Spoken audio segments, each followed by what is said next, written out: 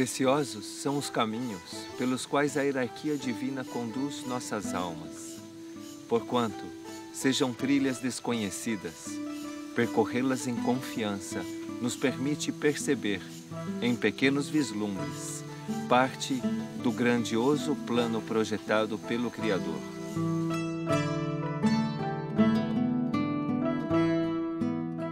Hoje, responderemos a um novo pedido da hierarquia celeste, especificamente de nossa Santa Mãe Maria, que nos convida a contemplar, sob a luz de um grande mestre, um aspecto do amor divino, a sublime compaixão, entregue à humanidade alguns séculos antes do nascimento de Cristo.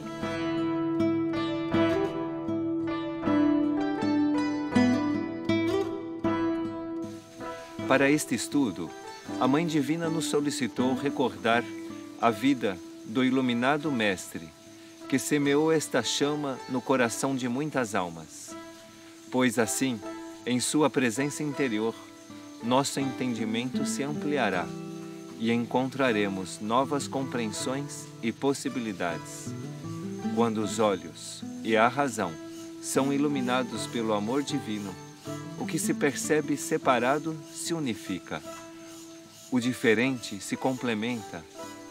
O que parece incompreensível se esclarece e o irreconciliável se harmoniza à luz da sabedoria.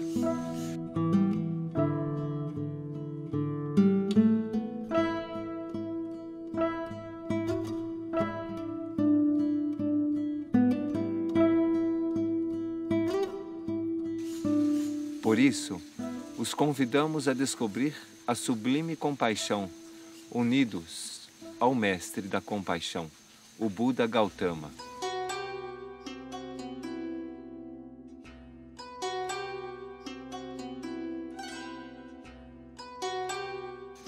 Para muitos, este tema será conhecido e vibrante, trará recordações e muito alívio.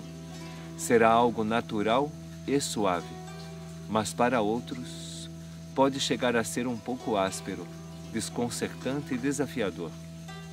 A estes últimos, pedimos que se refugiem no coração e busquem dentro dele a verdade de todas as coisas.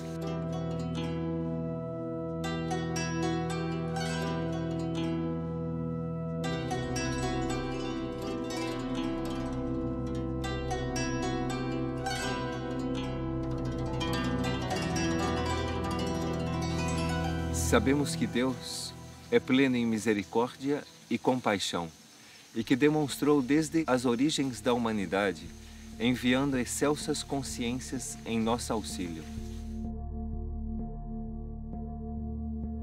Auxílio que alcança sua expressão em Buda e em Cristo.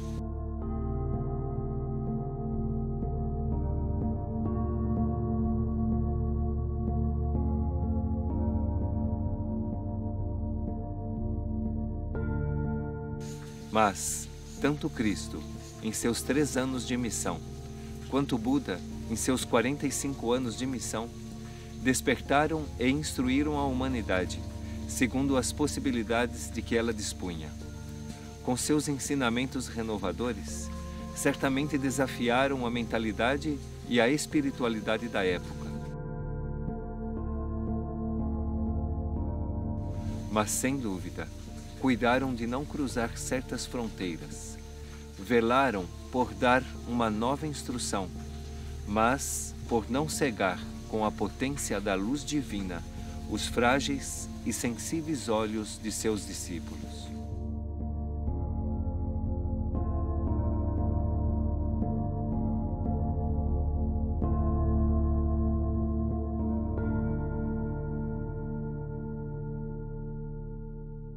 Quando pousamos nosso olhar em Jesus, percebemos-nos incapazes de entendê-lo.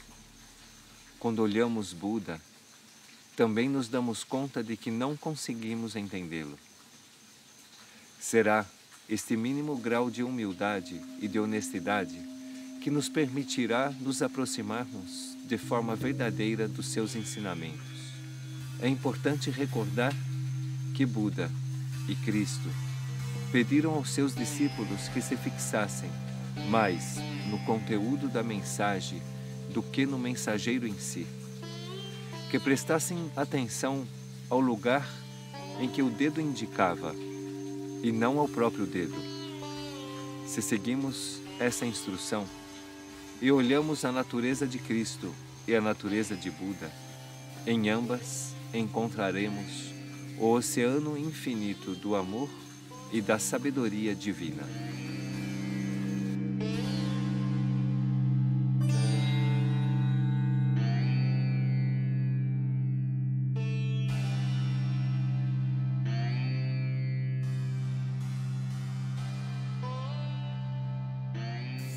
Há mais de 2.500 anos, no norte da Índia, no que hoje conhecemos como Nepal, do ventre de uma jovem rainha e sob as mais sagradas circunstâncias, nasceu um menino que foi conhecido como Siddhartha Gautama, o qual seria lembrado para sempre como Buda.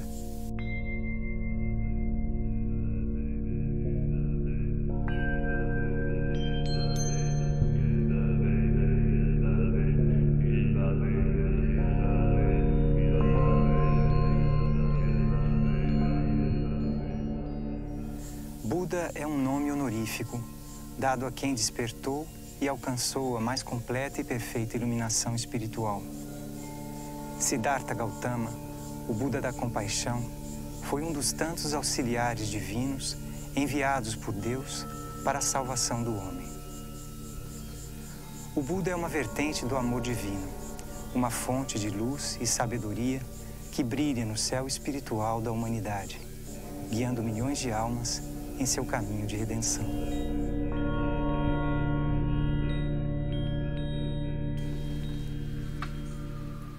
A vida e os ensinamentos de Gautama Buda são excepcionais.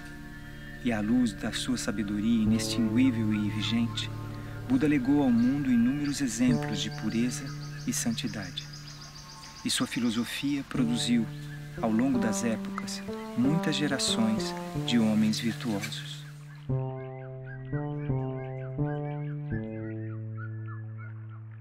A humanidade não possui biografias precisas do Buda. Os primeiros relatos de sua vida foram escritos vários séculos após sua morte, porque naquela época sua história e instruções eram transmitidas de forma oral. Quando sua biografia se verteu ao papel, os iniciados guardaram as profundas verdades de seu lado simbólico e das alegorias da história popular. Assim, muitas passagens de sua vida, como sua concepção e nascimento, contêm os míticos e arquetípicos emblemas dos grandes salvadores do mundo.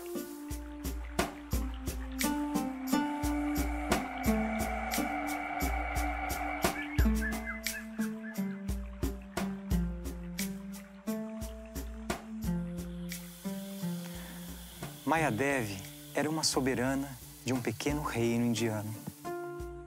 Certo dia, teve um sonho no qual um elefante branco lhe oferecia uma flor de lótus. Em seguida, o elefante ingressava em seu ventre pelo lado de seu corpo. Quando a rainha compartilhou esse sonho com os sábios, eles interpretaram que um menino nasceria e seria um grande governante que conquistaria o mundo, ou seria um grande santo que alcançaria a iluminação. 10 luas após esse sonho, nasceu Siddhartha Gautama. E 7 dias depois de seu nascimento, Mayadevi, sua mãe, morreu. Seu pai o criou com muita delicadeza e o cercou com todo tipo de luxos inimagináveis. Conhecedor das profecias e temendo que seu filho se tornasse um homem santo, o rei criou ao seu redor um mundo artificial para que os olhos de Siddhartha nunca conhecessem o sofrimento, nem percebessem as dores do mundo. Por 30 anos não conheceu mais que gozos e deleites. Resguardado em seus palácios, não conheceu a existência da doença, da velhice ou da morte. Aos 16 anos de idade, seu pai o casou com uma prima da mesma idade, de quem se enamorou profundamente. Yasodhara, sua esposa, deu à luz Rahula, filho unigênito do príncipe Siddhartha. Conquanto seu pai fizesse todo o possível para que Siddhartha não percebesse a realidade da maioria dos seres humanos, com 29 anos, o jovem príncipe viveu o que denominou de 4 encontros.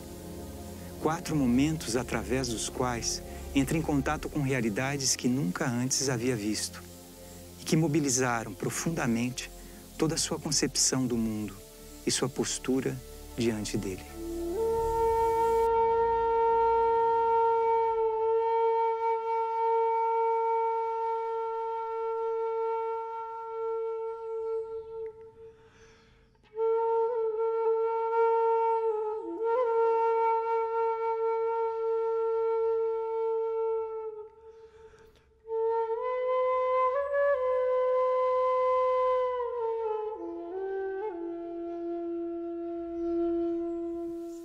Un día en que Siddhartha salió del palacio para recorrer el reino, sucedió el primer encuentro en donde el príncipe vio a lo lejos a un anciano. Perplejo, le preguntó a su asistente qué era eso que estaba viendo. Y él le responde que eso era el cambio, que uno no siempre se mantiene joven y hermoso. En el segundo encuentro, Siddhartha ve a un enfermo y sin comprender preguntó qué era eso. Y su asistente le respondió que eso era algo que le sucede a todo el mundo, que todos se enferman, que la enfermedad es algo que trae sufrimiento y de lo cual nadie puede escapar. En el tercer encuentro, él ve un cadáver y entonces conoció a la muerte y percibió la impermanencia de todas las cosas. Todo esto lo abrumó y entristeció, pues advirtió que ese era también su destino. Gautama se dio de frente con una realidad universal, la existencia del sufrimiento. Eso lo afligió enormemente. En el último encuentro, él ve a una asceta en el cual percibe paz y tranquilidad, a alguien que ha escogido una vida totalmente opuesta a la de él. Siddhartha percibe en el ascetismo un camino para escapar al cambio, a la impermanencia, al sufrimiento y a la muerte.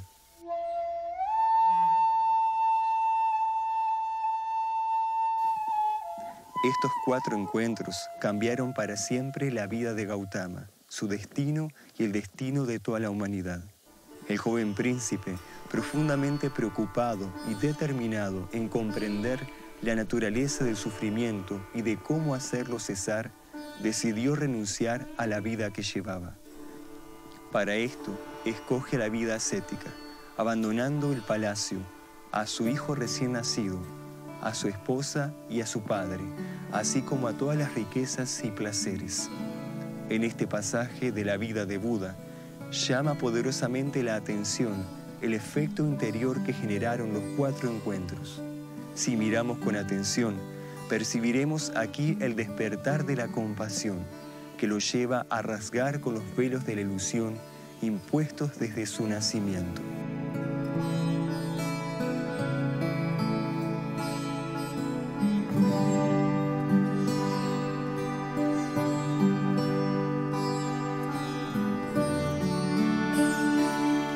Habiendo renunciado a la vida palaciega, Gautama experimentó el más arduo y extremo ascetismo. Pero después de varios años, percibió que en esta extralimitada austeridad no se encontraba la liberación del sufrimiento ni la iluminación. Esta experiencia le hizo descubrir el camino del medio, el camino del equilibrio. 6 años después de su gran renuncia y de una ardua y determinada búsqueda interior, a sus 35 años, mientras meditaba a los pies de una higuera, Gautama superó todas las barreras, limitaciones y tentaciones impuestas a los seres humanos, alcanzando la iluminación.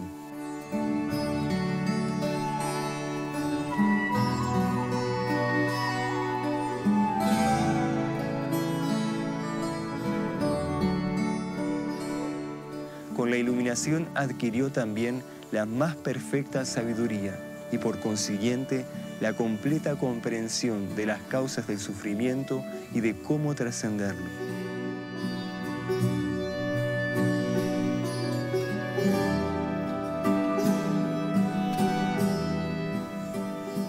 A partir de ese momento y hasta su muerte, Gautama instruyó a la humanidad tanto cuanto ella podía asimilar.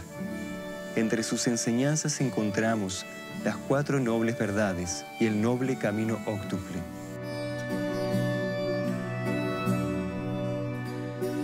Antes de continuar, quisiéramos compartir lo que entendemos por iluminación, pues seguramente existen muchas interpretaciones diferentes al respecto. La iluminación es un estado que alcanza el ser, en el cual existe una completa liberación de la esclavitud de los sentidos y de la personalidad. Es un estado en donde se adquiere una completa percepción del verdadero yo, prevaleciendo la conciencia de la unidad sobre todas las otras esferas del ser. Por medio de la iluminación se percibe la falta de realidad de todos los fenómenos del cosmos visible. En el estado de la iluminación se llega a un absoluto desprendimiento de todo lo efímero y finito y se comienza a vivir, aún estando en la tierra, solo en lo inmortal y eterno, en un supremo estado de santidad. Es muy desafiante resumir en pocas palabras los 80 años de vida del Buda y creemos que es verdaderamente provechoso estudiar con detalle sus instrucciones, pues allí encontraremos muchas claves para sobrellevar los tiempos de purificación. Una vez colocada nuestra mirada interior en el Buda, maestro de la compasión, los invitamos a profundizar en esta sagrada energía. Permitamos que su apacible semblante, sus ojos de sabiduría y su luz infinita eleven nuestro entendimiento hacia la sublime compasión.